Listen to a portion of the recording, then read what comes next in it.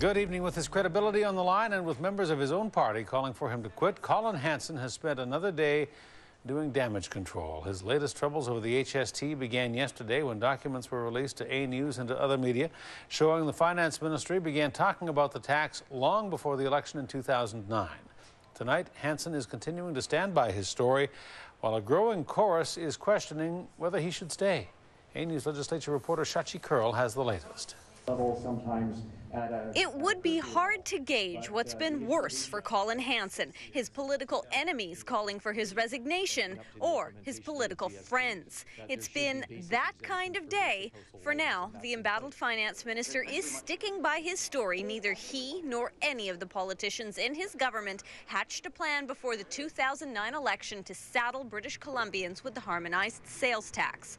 The first time that we ever started making requests of ministry officials for information and analysis about the Harmonized Sales Tax was about the third week of May.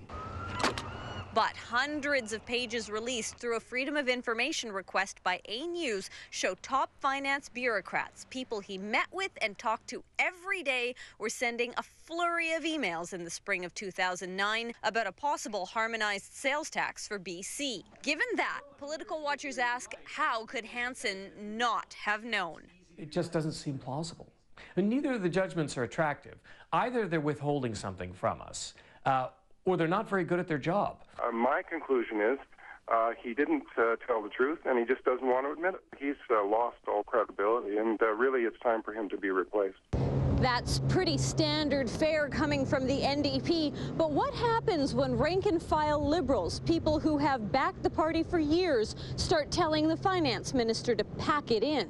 Jordan Bateman heads up the Riding Association for Housing and Social Development Minister Rich Coleman. Here's a picture of the two of them together. Today, Bateman lashed out. In a blog he wrote, it reaffirms the thought that Colin Hansen should resign. Under his ministry, the handling and implementation of the HST has been one blunder after another. There's no way around it, and now his credibility is completely shot. I would suggest that he actually check the facts.